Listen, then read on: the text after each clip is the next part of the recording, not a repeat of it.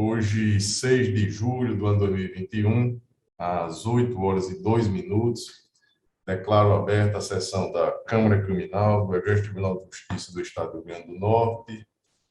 E, como da sessão anterior, também nesta não irei aqui submeter a aprovação à ata da sessão anterior. Ficará para a seguinte, já ajustada aqui com a Ana Cláudia. Expediente algum, Ana Cláudia? Não é, excelência. Não há expediente. Comunicações, indicações e propostas. Eu tenho uma proposição a fazer. Ontem foi o aniversário da servidora aqui do tribunal, Ina Mene, esposa do desembargador Amilcar. E eu proponho aqui um voto de congratulações aqui pela passagem do natalício dela, que é querida por todos. Estão de acordo? De acordo, senhor presidente. Aprovada a unanimidade. Se associar, por favor, excelência. O Ministério Público se associa. Ana Cláudia, por favor, encaminhar o expediente. Eu não tenho nenhuma outra proposição a fazer, a não ser uma comunicação, aproveitar a audiência dos advogados aqui, todos aqui presentes e os que nos assistem, que as nossas outras sessões do mês de julho, a partir da próxima, acontecerão nas quintas-feiras. Desembargador Saraiva Sobrinho, comunicações, indicações e propostas. Não tenho, senhor presidente. Desembargador Gilson Barbosa. Também não, presidente. Obrigado. Então, vamos voltar dessa etapa, dar início aos julgamentos. E eu vou aqui prestigiar a pauta anterior, são 2 processos. O primeiro deles é o apelo criminal número 418-93/2006. A origem é terceira vara criminal da comarca de Natal, apelante apelado do Ministério Público, apelante apelado Wilson Chacon Júnior, apelante apelado Fernando Antônio da Câmara Freire.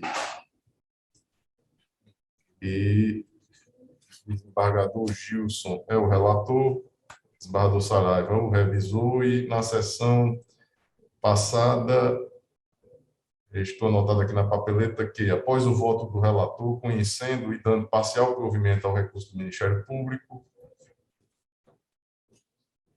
conhecendo e dando parcial provimento aos recursos de Fernando Freire e Wilson Chacon Júnior, e do voto do desembargador Lauber Rego, negando provimento ao apelo ministerial e ampliando o provimento em parte dos recursos de Fernando Freire e Wilson Chacon Júnior, pediu vista dos autos do desembargador Saraiva Sobrinho. Está em mesa, desembargador Saraiva?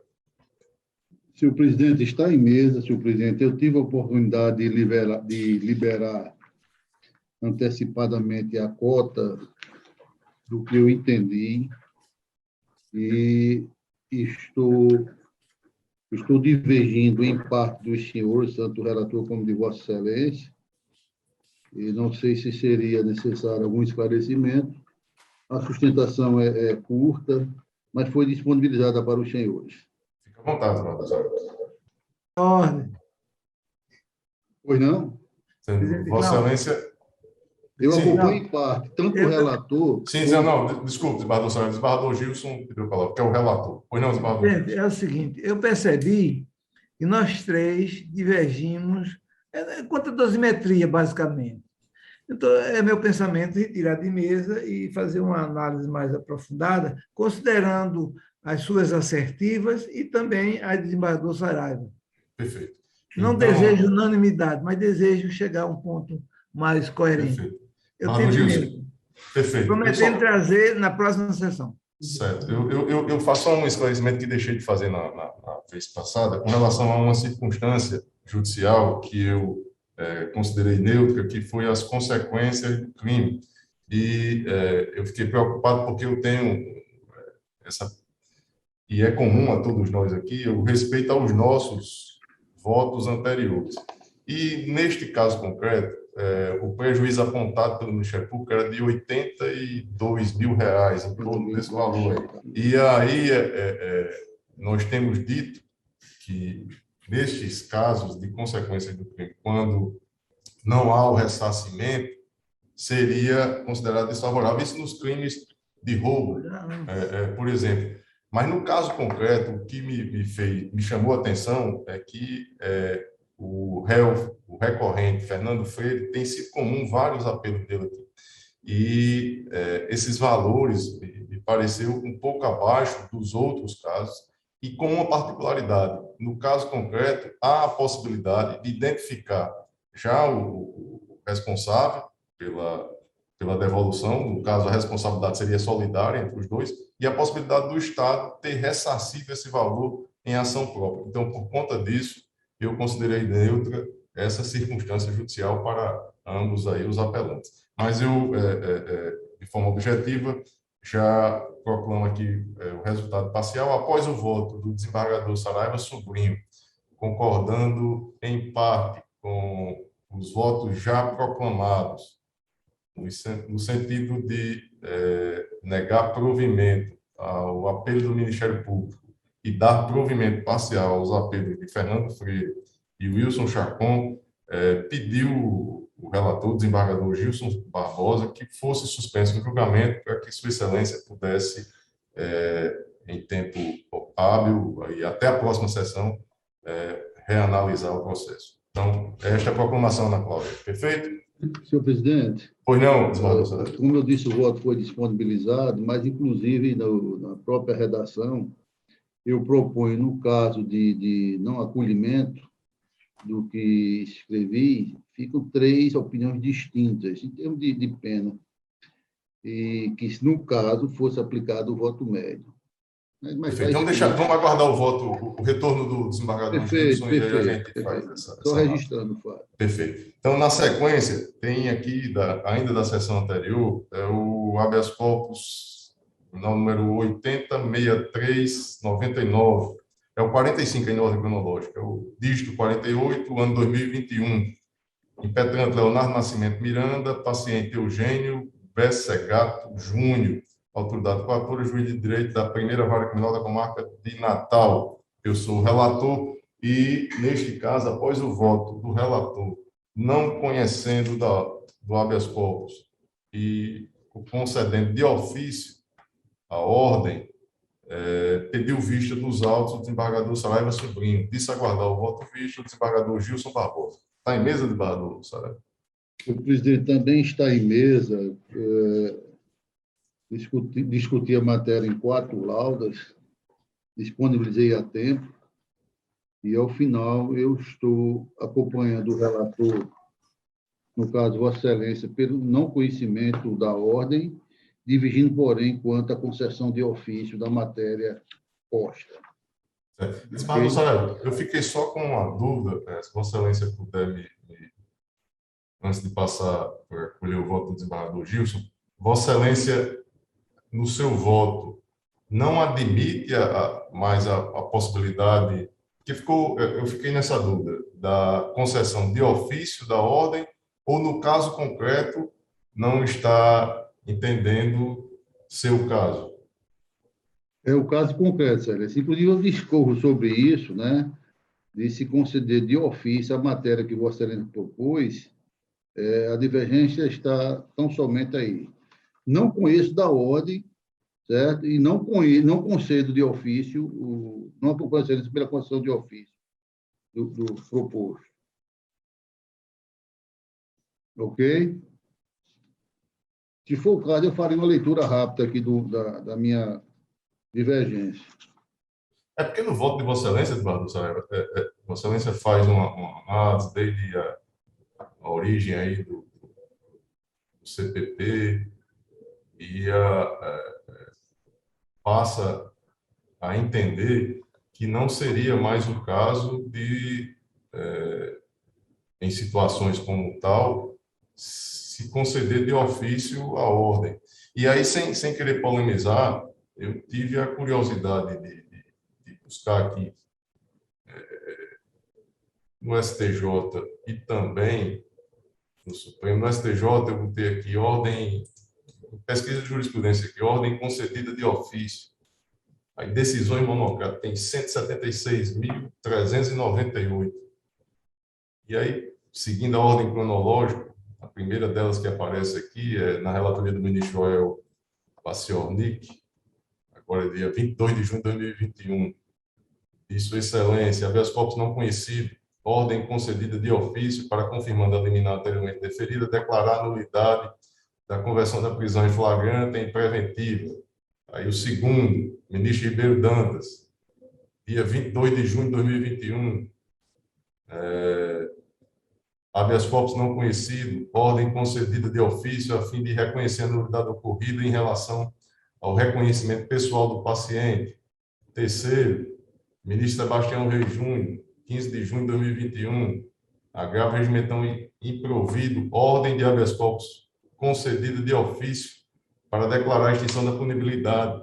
Então, assim, me pareceu, aqui, no caso concreto, o STJ hoje, quando faz a dosimetria, ele tem utilizado a fração de 1/6, porque não mais considera, isso um entendimento jurisprudencial, as circunstâncias tanto da personalidade como do comportamento da vítima, como possíveis de ser considerada desfavorável ao réu. E aqui é o caso concreto.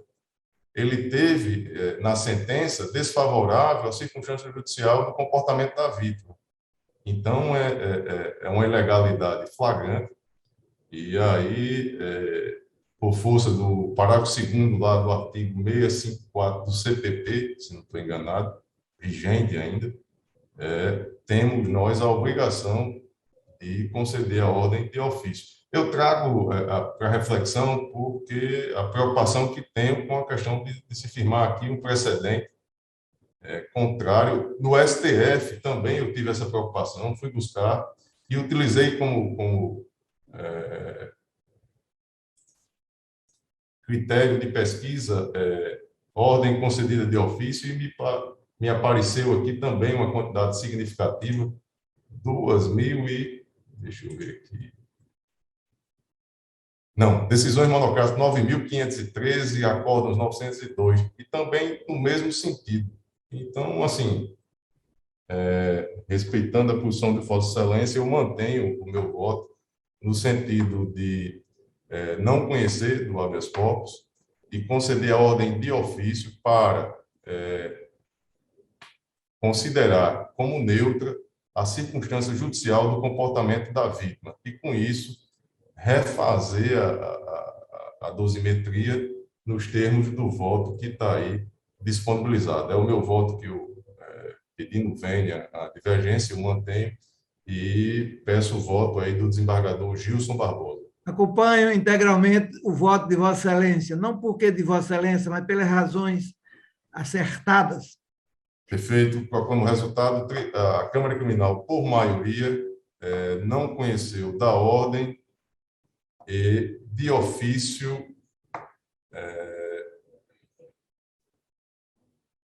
a concedeu nos termos do voto do relator, vencido, em parte, o desembargador Saraiva Sobrinho, que não concedia de ofício a ordem.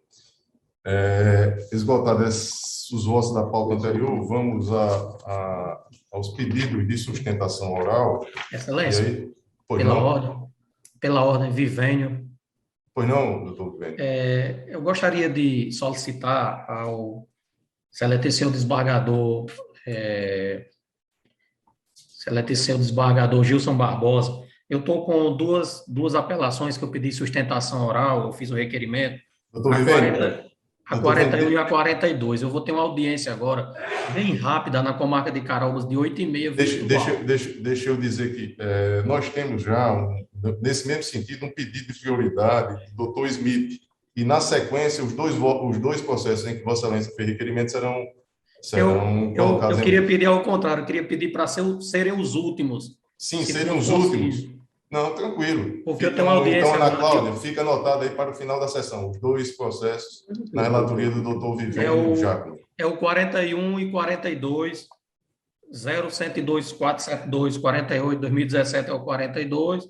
E perfeito. O 41... Então, doutor Vênio, só para a gente dar sequência e fluir, por favor, com o contato de Ana Cláudia, que é a secretária aí da Câmara, o senhor passa os números, já está anotado aqui, 41 e o 42. O desembargador Gilson. Já está anotado aqui. Perfeito, doutor Vênio. Os poderes aí pertencem ao desembargador Glauber. Eu sou relator. Processo mesmo, se ele autorizar, eu faço. Perfeito, Eduardo Gil. Já tá deferido aí para que a gente tenha no final da sessão. Sem problema. Vamos lá. Agora, observado aí os pedidos de sustentação oral, tem aqui um doutor Smith, é o número 30 na ordem cronológica, é o apelo criminal número 10.2643, dígito 06, o ano 2020. Apelante Kevin Taylor da Silva, advogado doutor Smith Júnior, apelado ao Ministério Público, eu sou o relator, desembargador Gilson é o revisor. O processo está em mesa, doutor Smith, bom dia. Vossa Excelência tem até 15 minutos, eu pediria para observar o tempo que está aí disponibilizado. Vossa Excelência tem a palavra. Obrigado, Excelência. Bom dia a todos, satisfação mais uma vez estar sustentando aqui na Câmara Criminal. Saúdo a todos na pessoa do desembargador relator e presidente, desembargador Glauber Rego. Doutor Anísio, satisfação revê-lo, assim por vídeo, mas é o que temos para o momento. Se Deus quiser, isso vai acabar e vamos estar pessoalmente. Excelências, o apelo criminal, hoje, objeto dessa sustentação, ele tem como base um pedido de absolvição porque entende a defesa que o apelante, na verdade, é vítima dos fatos narrados na denúncia. Ele não é acusado, ele não é um partícipe, ele, na verdade, é vítima também dos fatos. Para poder fazer um enquadramento do que estamos discutindo hoje, a gente traz ao conhecimento de Vossas Excelências, não a conhecimento, mas a rememorar a Vossas Excelências o que vem acontecendo diuturnamente em Natal, em todo o Brasil, inclusive sendo matéria jornalística do Fantástico, da Record também, naquele programa do domingo, com relação do Bardo Glauber, aos roubos a motoristas de aplicativo e a forma com que eles também são utilizados como vítimas de sequestro. Seus veículos eles são roubados, eles são forçados a ficar nos veículos e os meliantes cometem vários crimes com eles dentro e depois ou matam o motorista de aplicativo ou o carro sofre um acidente e os meliantes fogem e o motorista fica, ou eles vão embora e liberam o motorista ou o prendem na mala. Isso a gente está vendo, é o zero e vezeiro, infelizmente, é a nossa realidade. Juntei, desembargador Glauber, aí nesses autos, 22 matérias jornalísticas de roubo a aplicativo em Natal, no período de 30 dias, entre a data da prisão do apelante e a data que eu juntei a defesa. 22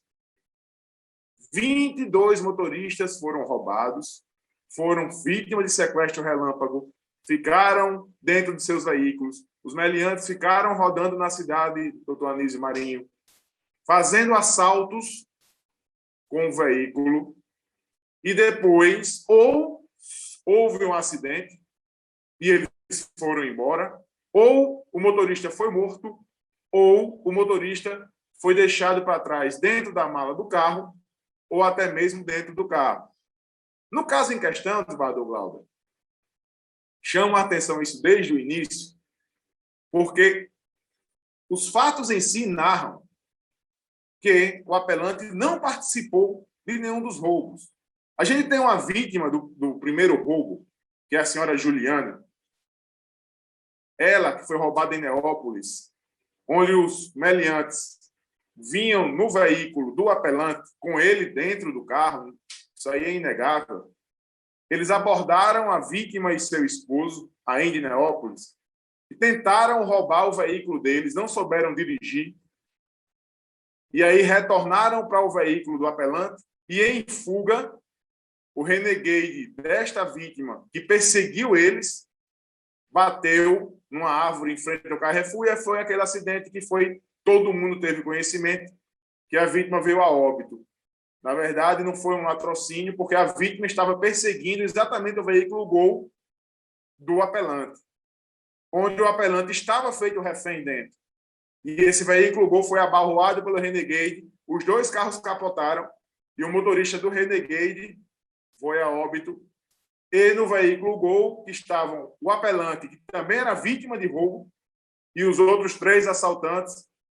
Apenas o apelante se feriu e os 3 assaltantes conseguiram fugir, praticando um outro roubo contra uma segunda vítima, desembargador Glauber, que é o José Alexandre. E eu vou traçar também esses pontos. Primeiro ponto primordial, desembargador Saraiva, desembargador Gilson, desembargador Glauber, é que o veículo Gol utilizado nos roubos está alugado em nome do apelante. Ora, desembargador Glauber, o contrato está nos autos.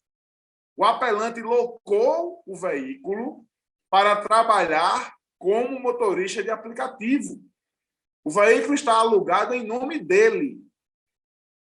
Como uma pessoa... Aí vem a questão que a gente escuta muito hoje do ministro Rogério Schietti nas sessões da 6ª turma. Quando ele, fazendo aqui um parâmetro, quando ele fala da questão do policial que adentra na residência de alguém que estava no meio da rua e, ao ver a viatura, correu para dentro de casa. E o policial diz que, por isso, ele teria entrado na casa e, dentro dessa casa, existiria droga. E teve autorização. E o ministro fala, ninguém, em sã consciência, com droga dentro de casa, vai autorizar a polícia a entrar na sua residência para fazer uma busca, sabendo que a droga será encontrada. Fazendo um parâmetro, desembargador Glauber, quem vai alugar um veículo em seu nome, com seus dados, para praticar roubo? Esse é o parâmetro, o primeiro que eu faço.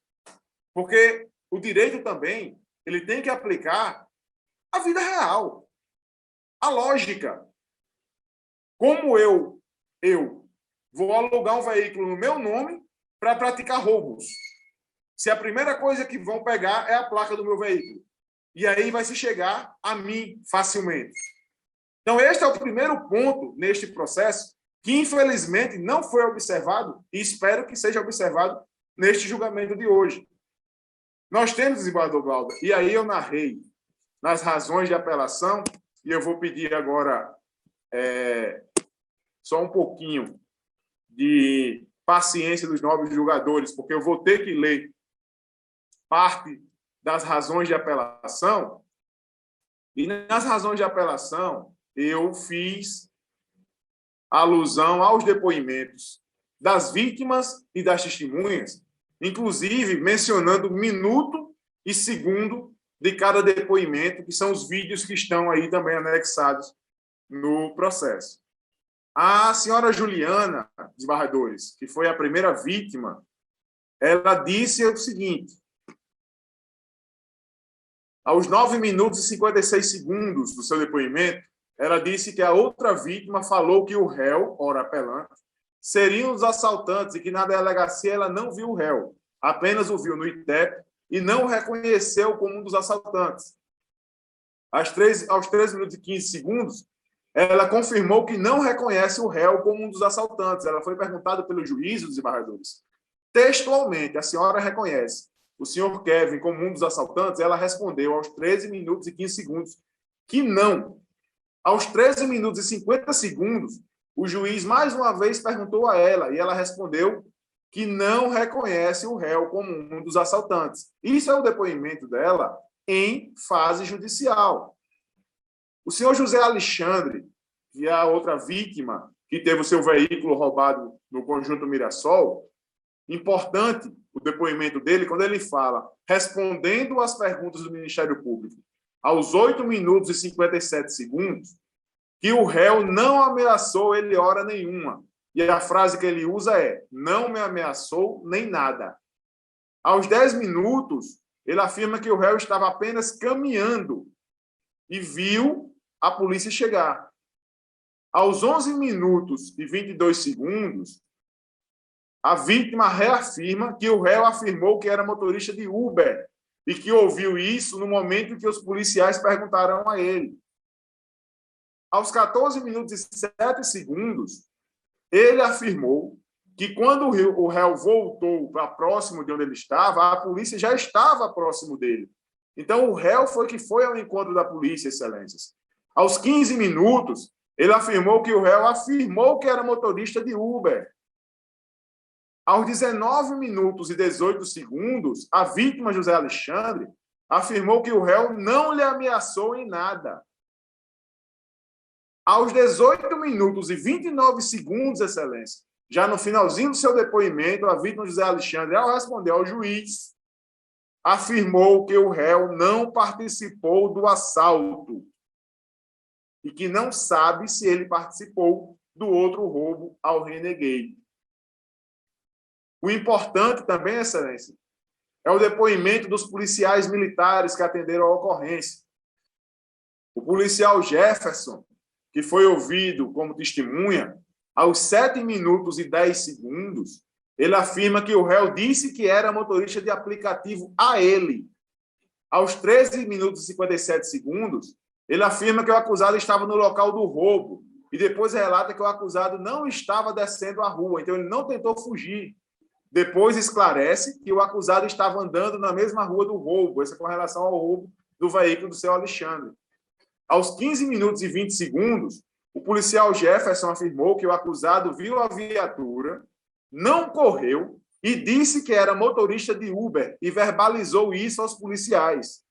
O policial Francisco Canidé, também ouvido, aos 21 minutos e 50 segundos do seu depoimento, relata que o acusado afirmou que era Uber quando eles chegaram. E o senhor da Estrada Vermelha afirmou que ele estava lá no meio. Aos 24h34, afirmou que não conhecia o réu. Aos 24h53, afirmou que, apesar de falar que era Uber, ele estava sangrando e nervoso, e por isso desconfiaram e o prenderam. Aos 25 minutos e 50 segundos, o policial afirmou que o réu afirmou que era motorista de Uber mais uma vez. Isso foi perguntado várias vezes durante a instrução.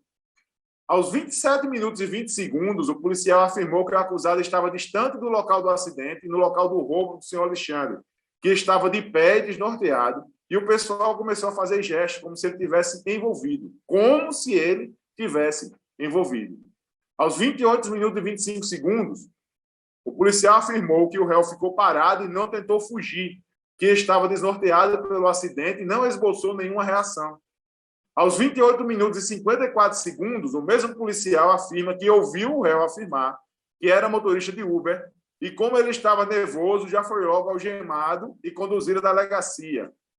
Aos 29 minutos e 58 segundos, ouviu do réu que não estava envolvido no roubo do Renegade e que foi contratado para uma corrida de Uber e não sabia que iam roubar o carro. E isso foi dito ainda no local onde o réu foi encontrado.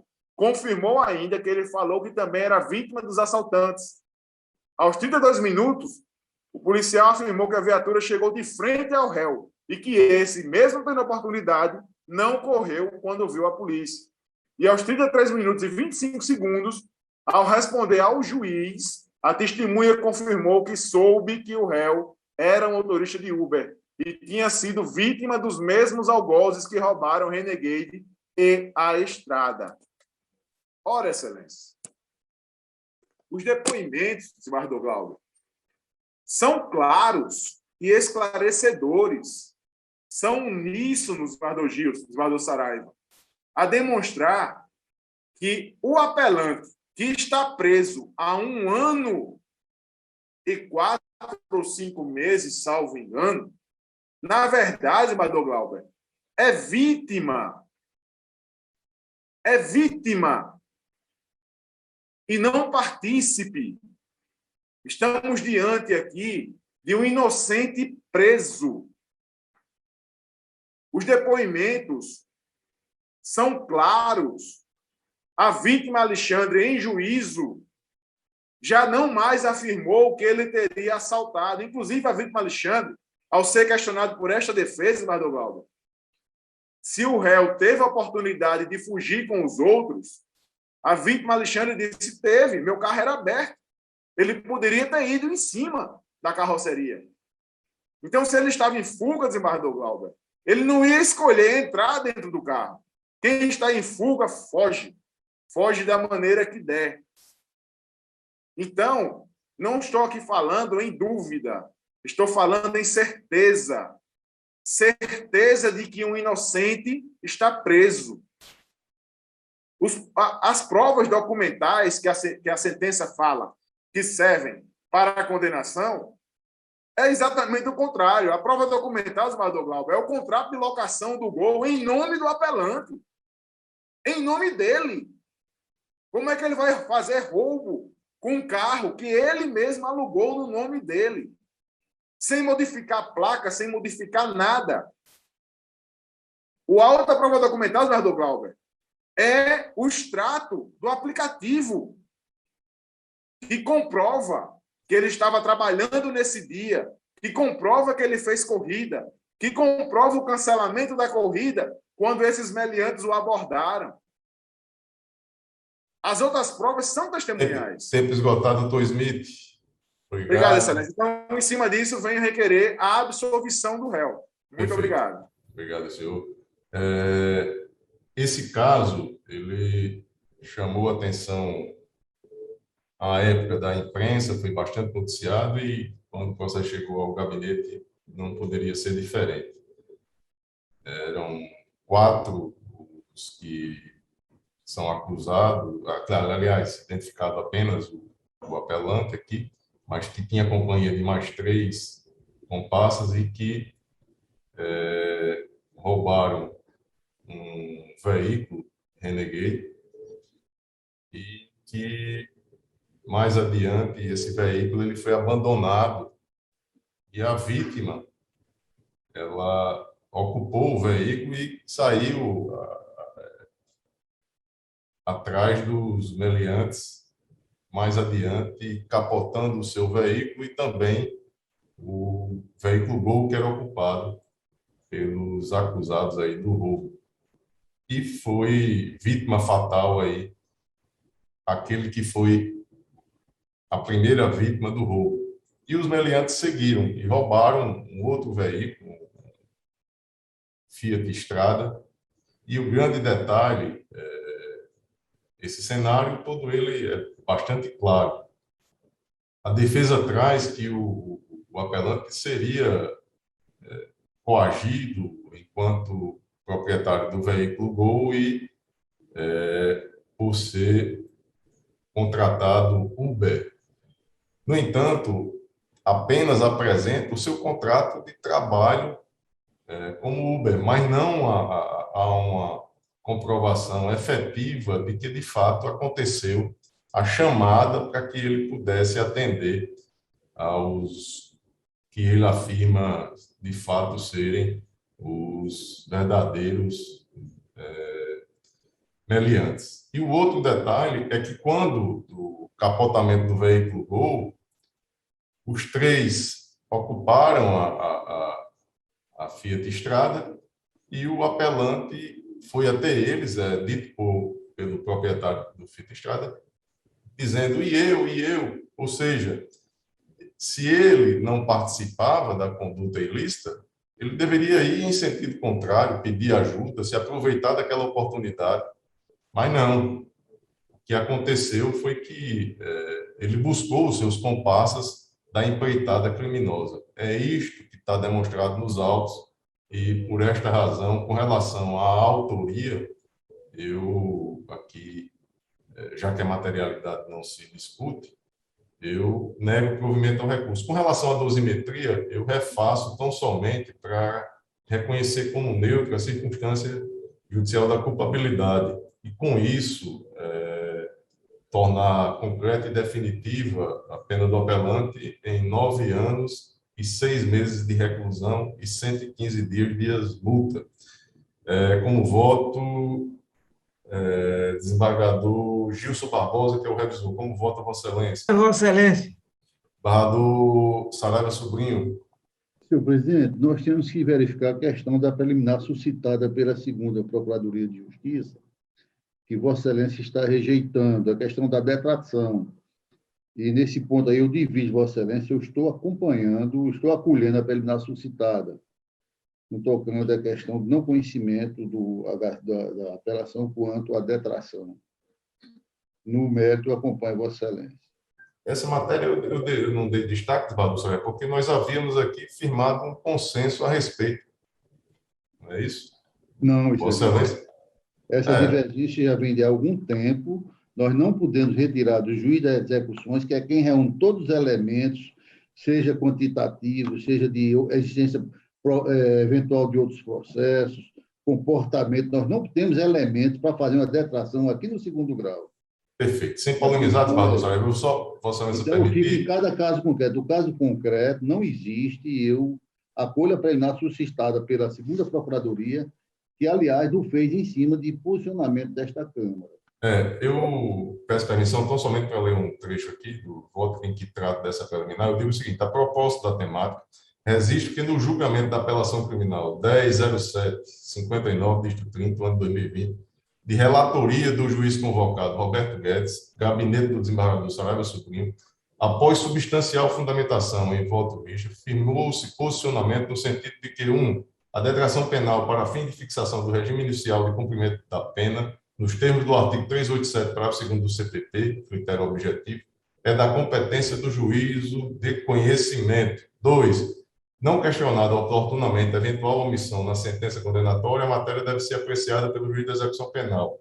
E 3, inexistindo prejuízos para a definição da fixação do regime inicial em razão da existência de circunstâncias judiciais desfavoráveis ou inexpressividade do quantitativo de prisão provisória, tem-se a competência do juiz de execução para análise da detração penal para os fins da progressão de regime, critérios objetivo e subjetivo.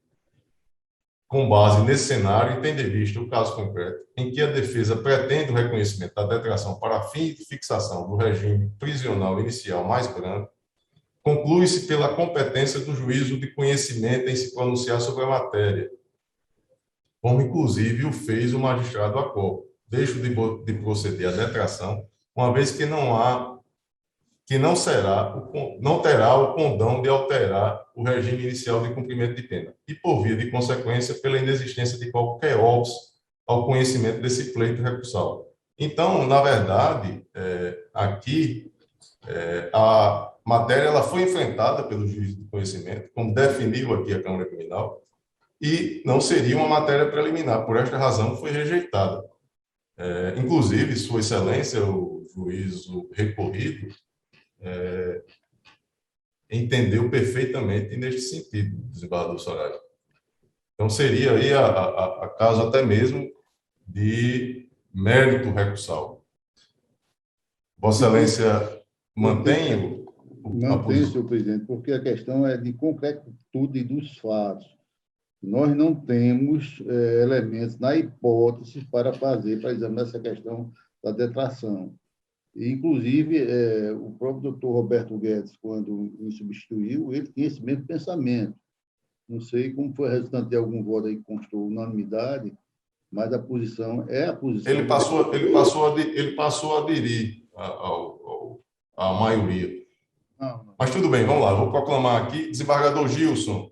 Eu acolho a preliminar. Perfeito. Desembargador Gilson, com relação à preliminar. Já votou. Então, a Câmara Criminal, por maioria, afastou a preliminar arguída pelo Ministério Público, vencido o desembargador Saraiva Sobrinho. E no mérito, desembargador Saraiva? No mérito, como já anunciei, acompanha Vossa Excelência. No mérito, a unanimidade deu provimento parcial ao apelo criminal nos termos do voto do relator.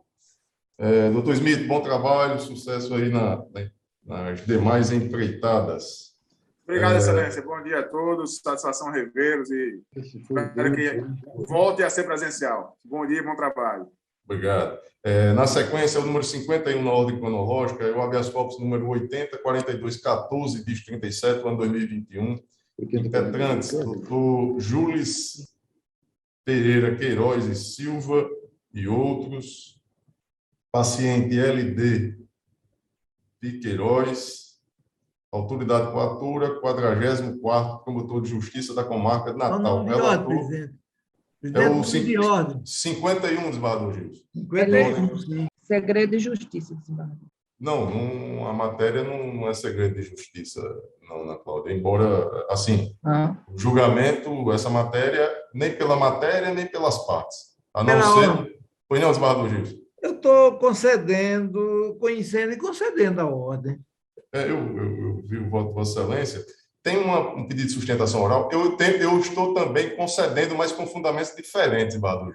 Mas concede, né? Dá o mesmo Mas eu efeito. acredito que talvez possa ser dispensada a sustentação oral, e aí eu gostaria Porque só de pode, fazer a partir da sustentação, mudar o voto, né? De novas então, informações e a convicção mudar. Enquanto não proclamado, pode. Não, mas o meu voto é fundamentação diversa, também conceder. Eu gostaria apenas de um debate aqui. Seria razoável se Vossa Excelência perguntasse ao advogado se ele persiste. Sim, na sustentação. Perfeito. Doutor Júlis. Bom dia, presidente. Se já há maioria para conceder a ordem, ainda com fundamento diverso, me parece que é desnecessária a sustentação, mas eu agradeço a atenção do colegiado. Com a possibilidade de ser modificado o voto. Até proclamação, os 3 podem mudar, doutor. Mas ele abdicou, desembargador Gil, da sustentação. Não, ele disse que quer fazer sustentação. Não, ele disse que dispensa. Dispensando, tudo bem. Desembargador Gil, dispenso, senhor relator. Como vota Vossa Excelência? Já adiantou que concede algum destaque? Quer fazer? Nenhum. Não, na sequência, o desembargador Saraiva Sobrinho, eu tenho um voto aí que acompanha Vossa Excelência com fundamento diverso, mas eu colho o voto na sequência do desembargador Saraiva, como vota... Presidente, eu já votei no sentido de acompanhar o eminente relator, trancando a investigação. Perfeito. Eu faço aqui um destaque, desembargador Gilson, disse aqui Sua Excelência... Absolvo o destaque de Vossa Excelência, por antecipação. Não, mas eu quero fazê-lo. Eu não posso deixar de fazê-lo. Lendo aqui o trecho aqui do voto aqui. O trancamento do procedimento investigatório penal em questão refere-se unicamente à prática do crime de peculato na qualidade de autor, nada impedindo, se existir indícios, seja investigado e denunciado o agente como coautor ou partícipe do delito de peculato ou para se apurar a prática de qualquer outro delito. Portanto, não configurado o crime de peculato praticado pelo paciente, consubstanciada encontra-se a coação ilegal descrita na inicial. E aí, em dissonância com o parecer da 9ª Procuradoria de Justiça, conhece e concede a ordem determinando o trancamento do PIC. Mas fica essa abertura, e aí eu digo o seguinte no meu voto, e vou pedir a paciência dos senhores, porque entendo ser relevante aqui, até me parece ser, se não a primeira, mas uma das primeiras oportunidades em que a gente enfrenta essa matéria. É que, de acordo com as informações prestadas pelo órgão ministerial, sugestiona-se a possibilidade, abro aspas, investigativa de repasse por parte do investigado de parte da remuneração para o agente político responsável pela sua indicação e manutenção no cargo, mesmo sem supostamente desempenhar qualquer atribuição, fecho aspas. Ou seja, não se pode, de pronto, cogitar em atipicidade, vez que o procedimento investigatório, nas palavras do Ministério Público, objetiva descortinar possível repasse de verbas a outra em que não o beneficiário, então, ocupante do cargo. E essa situação, não preciso dizer, todos têm conhecimento, aqui a Câmara Criminal tem entendido como típica e própria aí da persecução penal. Ocorre que é aludido e for aberto, esse é o destaque que faço, no ano de 2016, Portaria 35/2016, havendo-se passado mais de 5 anos sem a oferta da correspondente peça acusatória. Aliás, tal procedimento não demanda qualquer complexidade a justificar o extenso lapso temporal. Apenas um investigado pelo suposto ilícito de peculato, desvio, por fato simples no concernente à hipótese de funcionário fantasma, estando, por quanto denotada a afronta ao postulado da razoável duração do processo, inciso 78 do artigo 5º da Constituição Federal, e vilipêndio à dignidade da pessoa humana, inciso 3 do artigo 1º da Constituição Federal. Desta feita, clarividente a ausência de razoabilidade do órgão acusatório em não concluir a investigação com seu prolongamento desarrazoado, notadamente ante a inexistência de fato concreto apto a justificar a morosidade, não havendo ainda sido trazido, quando das informações ministeriais, elemento crível, indiciário do suposto repasse e diligências condizentes com a elástica demora procedimental, ausência de justa causa, que me parece evidente aqui no caso concreto. Assim, não pode o paciente sofrer a coação ilegal de ficar sob a batuta de infindável pique, em que as prorrogações sequer apontam uma ordem cronológica adequada, não havendo, por outro turno, sido supervisionado pela autoridade pertinente. Eu tive a curiosidade de ver as prorrogações que foram definidas. Eu estou falando aqui que esse pique ele foi aberto em março do ano 2016. Inicialmente 90 dias, prorrogava por mais 90 dias, passava mais de 90 dias e o ato de prorrogar era o próprio investigante, que eu estou falando aqui, o próprio promotor que conduzia, que presidia o inquérito. Então, uma verdadeira, na minha visão, com todo respeito, um caminho totalmente diverso daquilo que aponta a legalidade para este caso, sem nenhuma supervisão, seja do Conselho, seja da autoridade judiciária pertinente. E aí não pode, ao meu ver, o cidadão ter essa infindável investigação. Daí não pode o paciente, de volta a dizer aqui no meu voto, ficar na condição de suspeito ad eterno, ficando sob a sua pessoa uma investigação aí sem fim, restando denotada a ilegalidade persecutória, como propugnada aqui pelo STJ, e eu trago vários precedentes, estão aí no meu voto. Eu vou aqui pedir a permissão para ler, repito, a matéria me parece bastante importante. Eu tenho um precedente aqui de 25 de março do ano 2021, ministro Antônio Saldanha Pailheiro, sexta turma, isso aqui julgado no colegiado. Disse Sua Excelência, abro aspas aqui, isso aqui no recurso ordinário em HC, número 135299, Ceará, já dito a data, e o ministro, disse Sua Excelência, o prolongamento do inquérito policial por prazo indefinido revela inegável constrangimento ilegal ao indivíduo, mormente pela estigmatização decorrente da condição de suspeito de prática delitiva. Recurso ordinário provido para determinar o trancamento do inquérito policial na origem contra o recorrente. Outro aqui na relatoria do ministro Sebastião Reis Júnior, também agora 10 de agosto do ano 2020, recurso ordinário em HC 106.041, Tocantins. De Sua Excelência, investigação da prática do crime de peculato, pretensão de trancamento de inquéritos policiais, excesso de prazo, quase 6 anos de duração das investigações, ineficiência estatal caracterizada. Me parece aqui mão e luva com um caso concreto. Nós, repito aqui, o inquérito aberto em março do ano 2016, agora em março de 2021 completou 5 anos e já caminhando aí para os 6 e sem nenhum apontamento no sentido de conclusão. E me disse aí a impetração, tanto escrita como ontem, eu recebi virtualmente aí o doutor Jules Queiroz, disse que o paciente não tinha nem mesmo conhecimento da abertura do inquérito, ou seja, passou-se aí mais de 5 anos sem nenhum conhecimento, sendo a sua vida aí investigada de forma ilegal. E aí trago precedente e outros aqui também, da relatoria do ministro F. Cordeiro, ministro Gilmar Mendes, doutrina a respeito da matéria.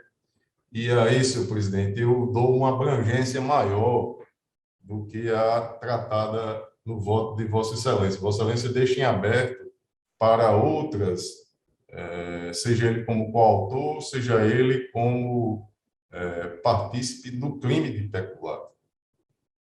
O Ministério Público teve, repito aí, mais de 5 anos para trazer uma coisa simples, É uma investigação simples, é uma única pessoa, um único investigado, uma acusação que não demanda maior trabalho em se coletar provas a respeito, e, no entanto, nada disso foi feito, uma informação evasiva, de certo modo lacônica, mas que, ao meu ver, e que, por conta disso, ao meu ver, não se justifica deixar em aberto aí espaço para a continuidade dessa investigação. Então, eu entendo injustificado o excesso de prazo e verificado dano indevido pela ineficiência estatal, em que não foram reunidos elementos probatórios necessários à formação da culpa. Voto pelo trancamento e arquivamento do referido PIC. Como voto, e aí eu faço aqui agora a proclamação, deixando registrado aí esse meu posicionamento para casos futuros. A Câmara Criminal, à unanimidade, concedeu a ordem, sendo que o desembargador Glauber Rego, por fundamentos diversos e com maior abrangência que o relator. Este o termo da proclamação. Doutor Júlio, um abraço e... Obrigado, senhor presidente. Obrigado ao colegiado. Tenha um bom dia de trabalho. Obrigado, um abraço. Na sequência, número 31, é o apelo criminal número... Vamos a ele. Apelo criminal número 10.8255-61, ano 2016. Origem, 8ª Vara Criminal da Comarca de Natal, apelante pela Valber Lopes Pinheiro Júnior, advogado. Advogados doutor André Castro e doutor Dom Alisson dos Santos. Apelante apelado Alexandre Chaves Dantas Barreto, advogado doutor Flaviano da Gama Fernandes. Apelado Antônio Vitor da Silva Neto. Advogado doutor Felipe Cortez. Apelado Daniel Rousseau Lacerda de França. Advogado doutor Carlos Tomás de Araújo da Silva. Apelada Maria Messias Bezerra. Advogado doutor Jefferson Gomes Júnior. Apelante apelado, Ministério Público, eu sou o relator, desembargador Gilson é o revisor. E aqui nós temos leitos de sustentação oral que imagino não ser necessário, aí, doutor Felipe, doutor Flaviano já estão aí aparecendo a porta, que o voto pelo provimento dos recursos de Valber e de Alexandre Chaves e por negar provimento ao recurso do Ministério Público. E aqui já registraram os votos acompanhando tanto o revisor como também o vogal desembargador Saraiva Sobrinho. Eu questiono de ambos se ratificam o voto registrado no sistema. Mantém, presidente. Desembargador Saraiva. Bem, senhor presidente. Na verdade, o recurso ministerial restou prejudicado. Prejudicado por qual razão, desembargador Saraiva? Em razão, presidente, do provimento do recurso da defesa. Aí não tem que se discutir mais o recurso ministerial. Houve absolvição. São 5 os acusados, 3 foram absolvidos, 2 foram condenados. Eu estou negando provimento ao recurso do Ministério Público. Vossa Excelência mantém o voto nesse sentido de julgar prejudicado? Voto. Sim, presidente, sim. Então, eu proclamo o resultado. Doutor Flaviano, doutor Felipe Cortez, se quiserem sustentar, como diz o desembargador Gilson, até o final da proclamação poderá haver mudança no voto. Não quero, não. Não, Excelência, obrigado pela atenção e a cortesia. Inclusive, desembargador Saraiva, eu gostaria de parabenizá-lo pela discussão do voto, principalmente do julgado anterior. Isso enriquece bastante a sessão, principalmente quem assiste, né? Trazendo novidades e atualizando a Câmara desses posicionamentos jurisprudenciais mais recentes. Parabéns e obrigado pela atenção novamente. Esse processo é o primeiro, desembargador Flaviano.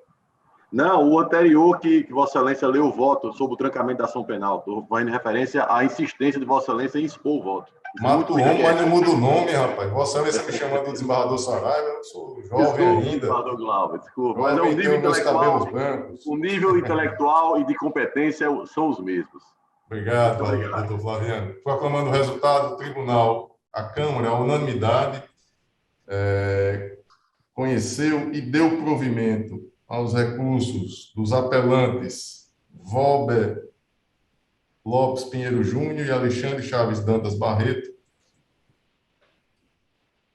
e negou o provimento ao recurso do Ministério Público, sendo que o desembargador Saraiva Sobrinho julgava prejudicado o recurso ministerial. Perfeito, Ana Cláudia? Proclamado? Presidente. Pois não, desembargador Saraiva. Só vendo o PJ aqui, o voto de Vossa Excelência também é julgando prejudicado o recurso ministerial. Vamos a ele aqui.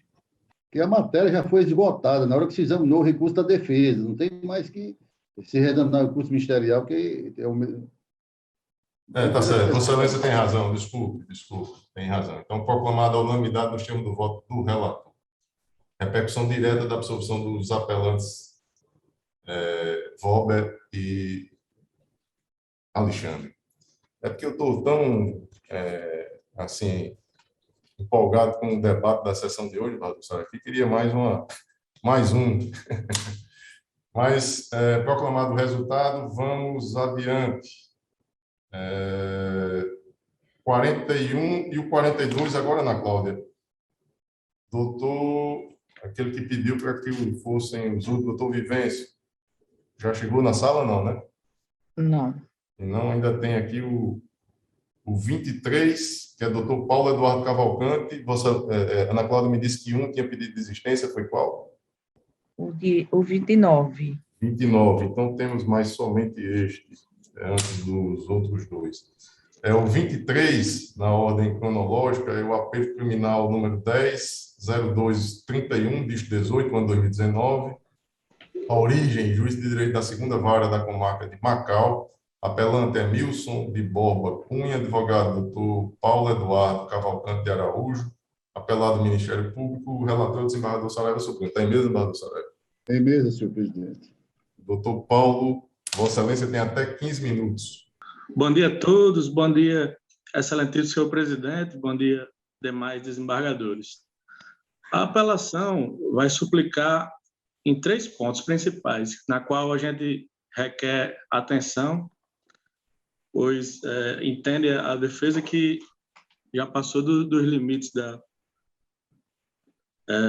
aceitáveis dentro da legalidade. Vamos lá. O primeiro é relacionado ao ponto da atipicidade da conduta do artigo 90, que consta nos autos do processo. Não existe prova nos autos do processo quanto a qualquer situação de fraude, de burla ao processo licitatório. Muito pelo contrário, está atendendo a todas as formalidades, publicação, não existe a pesquisa mercadológica que não existe nenhuma comprovação onde houve alteração. Então, é atípico essa conduta do artigo 90, na qual, dentro dos autos, não existe nenhuma prova que comprove esse crime. Muito pelo contrário.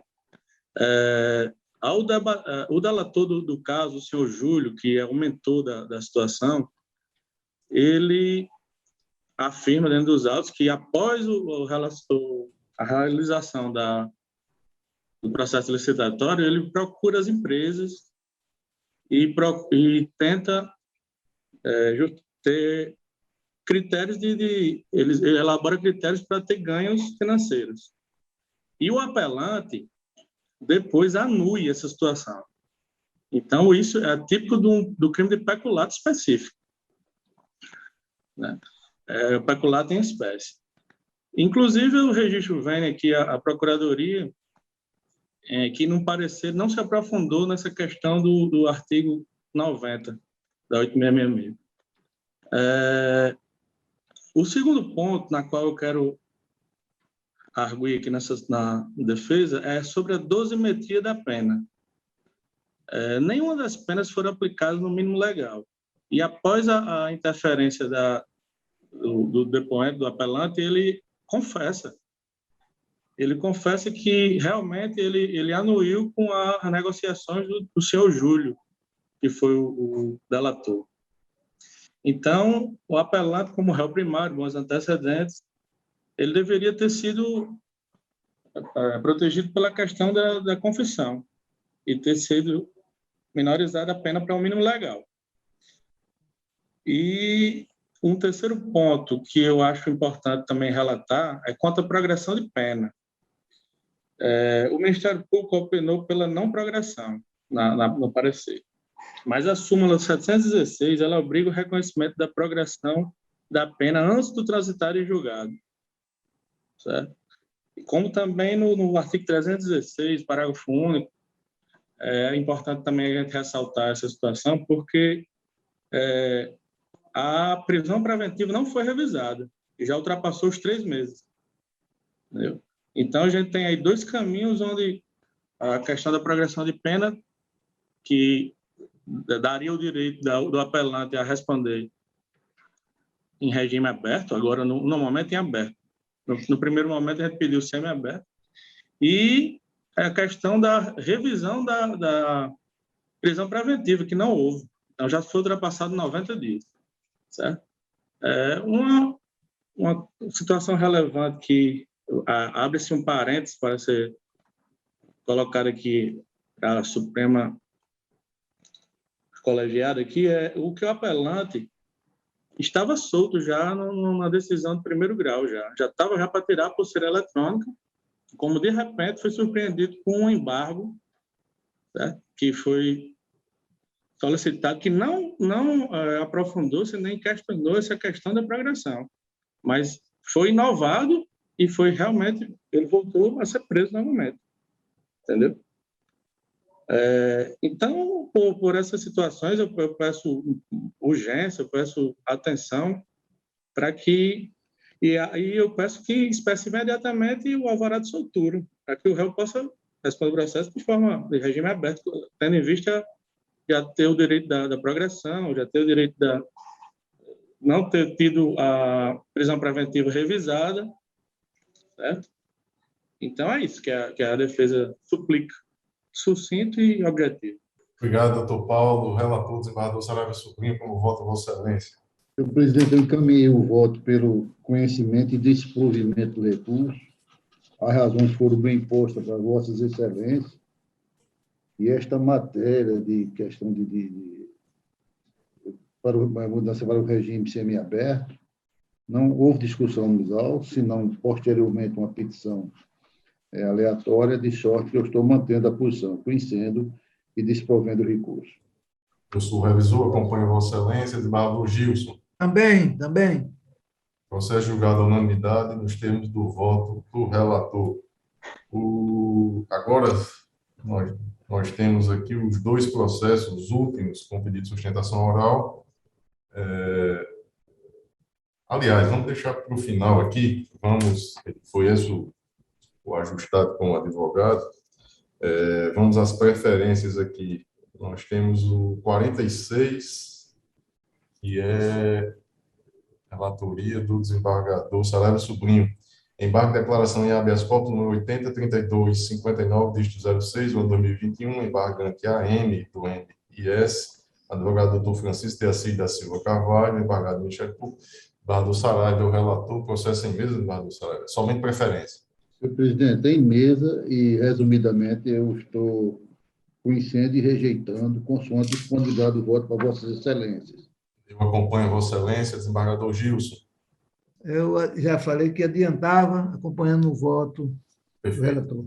Proclamo o resultado do processo julgado à unanimidade nos termos do voto do relator. Nós temos agora somente os demais que já tem votação no sistema eletrônico. Ana Cláudia, por favor, vá passando aí e fazendo naquela prática de julgarmos aqui, respeitando o desembargador Saraiva Sobrinho, na relatoria de Vossa Excelência, algum destaque, algum que demanda parecer oral? Não, senhor presidente. Não há? Então, eu acompanho os votos na relatoria do desembargador Saraiva, desembargador Gilson também, Doutor Anísio, representante do Ministério Público, algum destaque, sem destaque. Então, julgados à unanimidade nos termos do voto do relator. Obviamente, que foram pedido vista, esses aí ficarão para julgamento em momento oportuno. Na relatoria... Pois não, desculpe, desembargador Saraiva. Da relatoria do desembargador Gilson Barbosa, não sei se você já chamou esse processo, não? Agora eu vou fazer. Na relatoria do desembargador Gilson. Desembargador Gilson, algum processo que demande parecer oral, algum destaque? Nenhum. Desembargador Saraiva quer a palavra. Pois não, desembargador Saraiva. Excelência, eu estou pedindo vista no número 36, é um RES, 080-5909. 36, deixa eu fazer a identificação. Recurso... Sentido distrito. Sentido distrito, só um instante. 36. Recurso sentido distrito número 80-5909, dígito 94 de 2009. Origem... Marca de Caicó.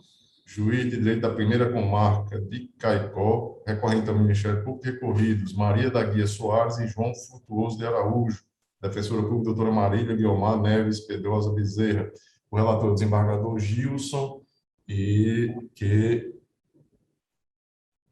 dá provimento ao recurso em sentido escrito. E eu já registrei o meu voto, desembargador Saraiva, mas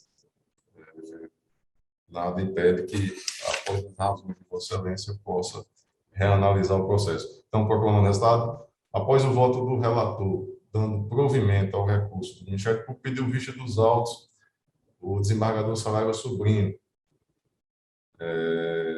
Disse o desembargador Glauber Rego que, já havendo registrado o voto, acompanhando o relator, aguardará aí as razões do voto vista do desembargador Saraiva Sobrinho. Nos demais processos do desembargador Gilson, desembargador Saraiva, algum destaque? Eu não, presidente. Nenhum destaque, eu acompanho também, então, julgados à unanimidade nos termos do voto do relator. Na minha relatoria, desculpe, doutor Anísio, alguma observação? Sem destaque, então, perfeito. Na minha relatoria, eu não tenho nenhum processo que demande parecer oral, sem nenhum destaque também, a não ser aqueles que já foram objeto de debate. Desembargador Saraiva Sobrinho, desembargador Gilson Barbosa, algum destaque nos processos? Desembargador Saraiva. Também não, senhor, acompanhando todo. Doutor Anísio, sem nenhuma observação também? Sem destaque, sem observação. Então, julgados à unanimidade nos termos do voto do relator. Então, com isso, esgotado aqui a pauta, nós vamos aos dois últimos, em que há pedido de sustentação oral, que é o 41 e o 42. O 41, apelo criminal número 10-2302, dígito 10, ano 2016, a origem, terceira vara criminal da comarca de Natal, apelante Rita de Cássia Medeiros Alves Rangel, advogado doutor José Bartolomeu de Medeiros Linhares, apelante Valdinês Fernandes dos Santos, advogado doutor Vivêncio Moura Jacome, apelante Tiago Medeiros Conforto, advogado doutor William Davi Ferreira, o apelado ao Ministério Público, relator é o desembargador Gilson, revisor é o desembargador Saraiva Sobrinho. Tem um pedido de sustentação oral aqui, formulado por doutor Vivêncio, em defesa do apelante Valdinês Fernandes dos Santos. Doutor Vivêncio está na sala? Doutor Vivêncio, processo regulamento apregoado. Não estando, desembargador Gilson, que é o relator, tem a palavra para proferir o seu voto. Presidente, foi distribuído previamente, eu tenho como conhecidos e parcialmente providos. Questão de dosimetria da pena. Perfeito. O revisor, desembargador Saraiva Sobrinho, como vota? Não de vista, né? Eu também não. Processo julgado à unanimidade nos termos do voto do relator. E, por fim, o 42, apelo criminal número 10-2472, dígito 48, ano 2017, a origem, juiz de direito da terceira vara da comarca de Açu, apelantes Damião Firmino da Silva e Éder Franklin da Silva, defensora pública doutora Leilane Torquato Alencar de Andrade, apelado ao Ministério Público, relator é o desembargador Gilson, revisor o desembargador Saraiva Sobrinho. Bom dia, excelência. Pela ordem, me desculpe estar interrompendo a sessão, é que eu tenho um HC que está na pauta de hoje. Doutor Daniel, por favor, o senhor entre em contato com Ana Cláudia, secretária. Eu entrei, ela pediu que eu entrasse na sessão. É sobre um HC que está pautado hoje, o número 58, e foi feito formulário, porém, na relatoria do desembargador Gilson, porém não foi concedida a oportunidade de sustentar. Não, o processo que ele não fez a inscrição, desembargador. Como é que podia fazer? Pelo que... Mesmo sendo habeas corpus, não precisa de inscrição porque não tem pauta. No entanto, tem que estar presente na sala, doutor Daniel. E aí eu estava presente na sala, esperando chamarem o HC, mas eu não vi chamarem. Eu estava presente na sala a todo momento aqui, aguardando. Vamos terminar logo 42, aí volta para o... Tudo bem, vamos lá. Só um instantinho, doutor Daniel. Tá ok. 42 é o apelo criminal número 10, 2472, diz 48, ano 2017.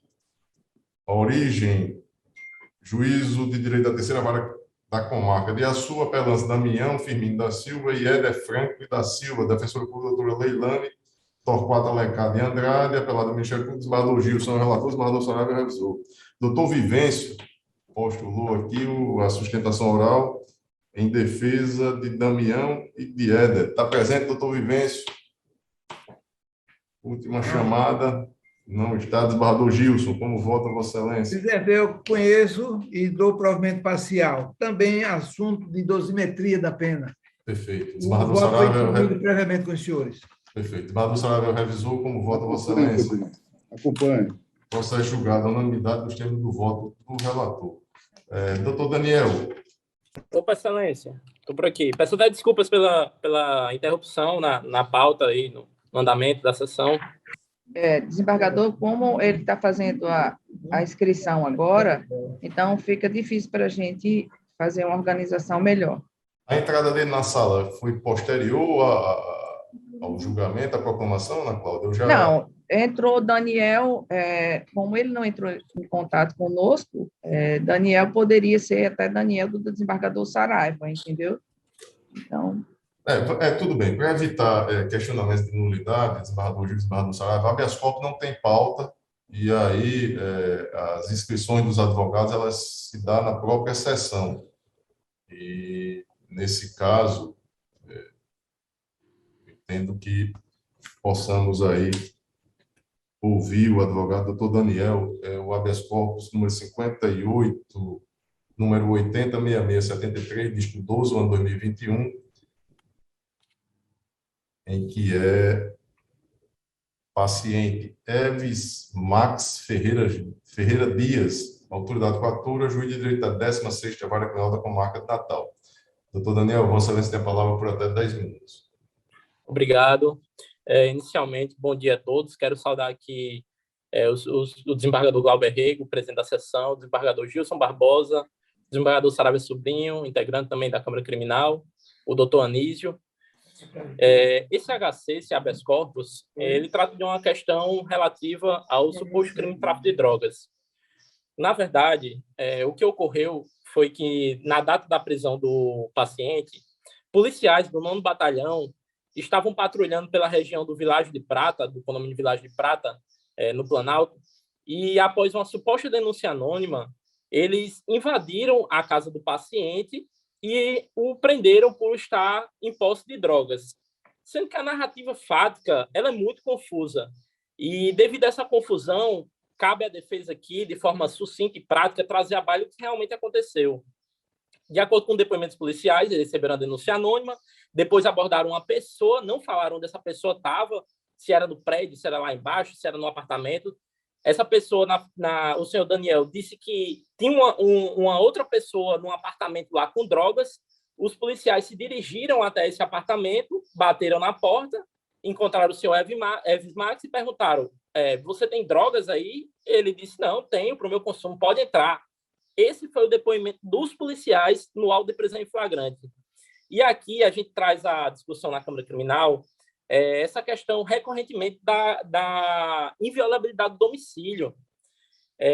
Já é matéria amplamente debatida, balizado o entendimento nas cortes superiores que tem que ter uma fundada razão para se entrar no domicílio de uma pessoa. E, no caso concreto, a defesa juntou nos autos, tanto no pedido de liberdade provisória do relaxamento de prisão em flagrante, uma foto que eu mesmo fui até o local e tirei, comprovando que a porta havia sido arrombada, contradizendo justamente o depoimento dos policiais, dizendo que bateram na porta e e conseguiram autorização para entrar na casa, quando, na verdade, não foi isso que aconteceu. Comprovado por essa pessoa aqui. Eu mesmo fui até o local, tirei foto da porta arrombada, o que demonstra que, na verdade, essa situação do tráfico, ela está imposta sobre uma ilegalidade. Eu sei que nós sabemos que nenhum direito ele é absoluto, ele pode ser mitigado. Porém, essa questão do asilo, essa questão da nossa casa, ela é o único canto onde nós podemos expor a nossa intimidade, onde nós podemos ter o nosso domínio. Então, o Estado ele não pode chegar e, sob qualquer argumento, adentrar sob a alegação de que possivelmente há drogas ali. E quando não há drogas? Como é que fica essa situação? No caso concreto, os policiais justificaram que teve uma apreensão por volta de 100 gramas de maconha. Porém, a razão para que eles fossem arrombar a casa do paciente, ela não é plausível, ela não é válida. Sabemos que, sim, o tráfico de drogas é um crime permanente, mas, para que se justifique essa invasão, precisa de fundadas razões. Não cabe uma denúncia anônima, não cabe uma informação de um informante da polícia. O recurso extraordinário 603-616, de relatoria de Gilmar Mendes, fala justamente isso, balizou o entendimento, né? Há amplo entendimento, não só no STF, como no STJ, que precisa de fundada razão para entrar na casa de alguém. Não basta esse argumento de que é uma denúncia anônima, um informante, bem como essa questão das drogas, de encontrar-se as drogas no ambiente do paciente, ela é muito precária. Ela é muito precária. Porque, como bem o doutor Smith falou, quem, em plena sã consciência, tem drogas numa casa, vai deixar que policiais entrem e encontrem as drogas. Não existe, isso não existe. Na prática, isso não existe.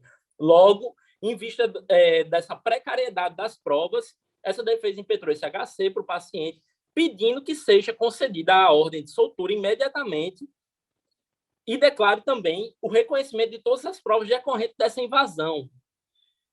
Já é praxe, o cotidiano policial é desse jeito. Em vista da alta desigualdade social e racial, o policiamento ostensivo nessas regiões mais marginalizadas, essas pessoas são concentradas como potenciais suspeitos. Então, a gente não pode legitimar que esses acessos. Por quê? Porque vai mitigar cada vez mais esse direito fundamental da inviolabilidade do domicílio. Logo, em vista disso, a própria lei de drogas, no artigo 53, inciso 2, ela expõe que, quando se tem uma situação onde possivelmente há drogas ali, tem que ser informada a autoridade policial cabível para que ela possa justificar a pedido à justiça um pedido, um mandado de busca e apreensão, e não chegar chutando a porta, como foi que aconteceu no caso concreto. E com relação a esse pedido de trancamento da ação penal e expedição da alvará de soltura, a defesa vê que está amplamente justificado. E, além disso, eu ainda faço um destaque aqui para o HC 598051, no qual o ministro de relatoria do ministro Schietti ficou definido que não basta o consentimento de um morador dizendo que pode entrar na casa para poder revistar e encontrar drogas. É preciso que esse consentimento ele seja voluntário e que seja feito uma produção de prova audiovisual, já que todos andam com celular, para que depois não venha a se justificar essa questão, alegando que essa questão do consentimento para entrar no domicílio. Além disso, essa defesa também vem rogar o seguinte sentido, que o paciente ele é um paciente primário, de bons antecedentes, e que não justifica ele estar preso sob o argumento da garantia da ordem pública. As medidas cautelares de diversidade da prisão, expostas no artigo 319, podem ser aplicadas. Então, com base nisso, a defesa vem pedir que seja concedida a ordem para a expedição da alvará de soltura, em vista da manifesta ilegalidade da prisão do paciente, em vista da inviolabilidade do domicílio, que sejam reconhecidas as provas ilícitas decorrentes dessa invasão do domicílio, o trancamento do inquérito policial e, caso não seja acatada essa tese, que é muito importante, que é amplamente discutida, como eu disse, tanto no STJ como no STF, que subsidiariamente seja revogada a prisão do paciente com a expedição de cautelar diversa da prisão, tendo em vista que ele não apresenta nenhum risco à ordem pública, nem à aplicação da lei penal, nem à instrução criminal, a nada. É nesse sentido que a defesa vem se manifestar. Obrigado. Obrigado, doutor Daniel. Desembargador Gilson, como voto, Vossa Excelência. Já foi distribuído com os senhores, ordem conhecida e denegada. Desembargador Saraiva Sobrinho. Mantém, senhor presidente, acompanhando o relator. Eu também mantenho o meu voto. Proclamo o resultado. Ordem conhecida e denegada à unanimidade nos termos do voto do relator. Então, obrigado, bom trabalho. Obrigado, doutor Daniel.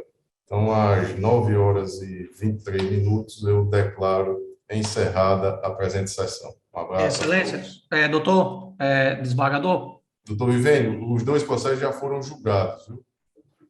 Foram apregoados aqui, e Vossa Excelência não estava na sala, eram os últimos a ser julgados. Esse que foi agora, é que no decorrer já estava sendo encerrado, e aí, como era habeas corpus, não tinha pauta, o advogado pode requerer a qualquer momento, então o processo dele passou a ser o último, mas os 2 que tinha Vossa Excelência como advogado, eles haviam acabado de ser julgados. Perfeito? E aí, Ana Cláudia, ela passa o resultado aí para Vossa Excelência. Tá bom?